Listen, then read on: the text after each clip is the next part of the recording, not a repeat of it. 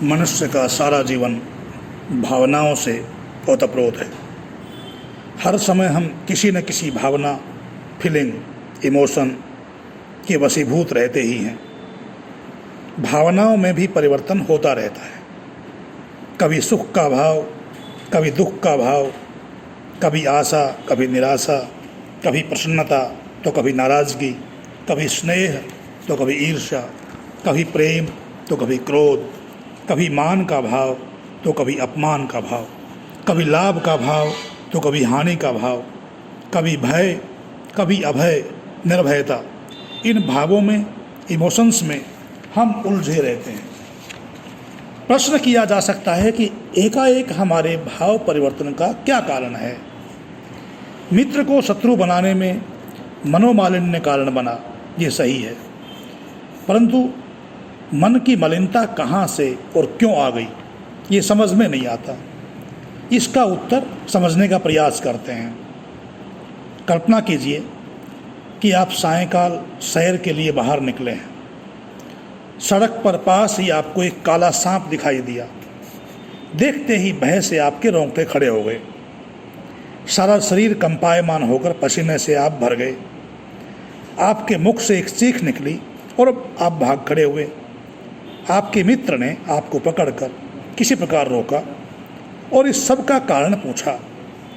उत्तर में आपने सांप की ओर निर्देश किया और नाम लेकर कुछ परिचय भी दिया।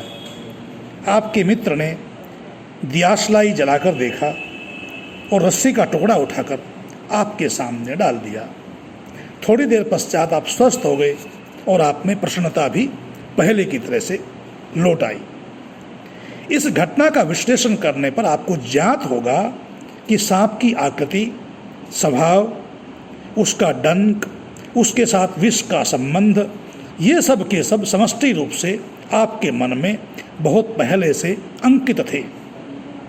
इसी प्रकार रस्सी की आकृति, उसका हानि रहित स्वभाव भी आपके मन में पहले से परिचित था।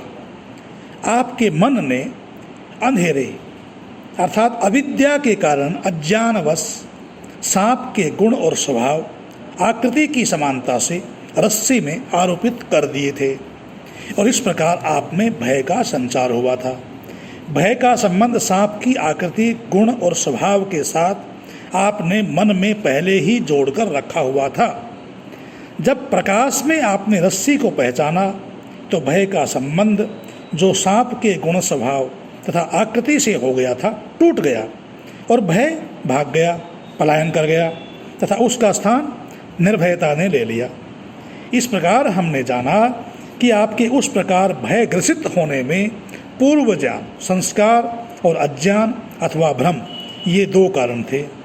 दृष्टिकोण अथवा भाव परिवर्तन के लिए हमारा पूर्व ज्ञान अथवा संस्कार पृष्ठभूमि तैयार कर देते हैं और भ्रम व संदेह नैमित्तिक कारण बन जाते हैं। यदि हमें इस प्रकार बदले हुए अपने भावों को पुनः बदलना अभिष्ट है तो हमें संदेह को ज्ञान द्वारा और संस्कार को निश्चय के अभ्यास के द्वारा दूर करना होगा। जितने दृढ़ हमारे संस्कार होते हैं उनको बदलने के लिए उतने ही दृढ़ निश्चय की और उतने ही लंबे अभ्यास की हमें आवश्यकता है। जो कल तक हमारा मित्र था आज हमारा शत्रु है, क्योंकि शत्रुता के भाव हमारे मन में एक विशेष चित्र व आकृति के साथ जोड़कर अंकित कर लिए थे और वे वहाँ मन में पहले से ही संस्कारों के रूप में उपस्थित थे। संदेह ने शत्रुता के भावों को मित्र पर आरोपित करके शत्रु बनाने में योग प्रदान किया। तो क्या आप सफलता की कामना करते हैं? क्या आप सफल होना चाहते हैं? क्या आपने उन सब उपायों को जो सफलता लाने में रामबाण प्रमाणित हो चुके हैं उपयोग करने का प्रण कर लिया है? क्या आप अपने मन को आदेश देंगे कि मैं समृद्धिशाली बनूंगा, मैं कीर्तिमान बनूंगा, मैं ज्ञानवान बनूंगा, मैं गुणवान बनूंगा, मैं शक्तिशाली बनूंगा? क्या आपने संसार से और अपने चारों ओर से भी दरिद्रता, रोग, अपयश, विनाश और निर्बलता के समस्त चिन्हों को मिटा देने की प्रतिज्ञा कर ली है? यदि हाँ, तो आप विज्ञानमयी विचार की पृष्ठभूमि पर अपनी कल्पना को इतने स्पष्ट, इतने सुंदर और इतने प्रकाशपूर्ण चित्र चित्रित करने की आज्ञा प्रदान करेंगे कि जिससे वे आशा के विविध रंगों से रंग कर वास्तविकता में चमक जाएं। और जिस समय आप अपनी कल्पना शक्ति को ऐसे पंख प्रदान करेंगे और तद अनुरूप कार्य करेंगे तो समझ लीजिए कि सफलता आपसे दूर नहीं है।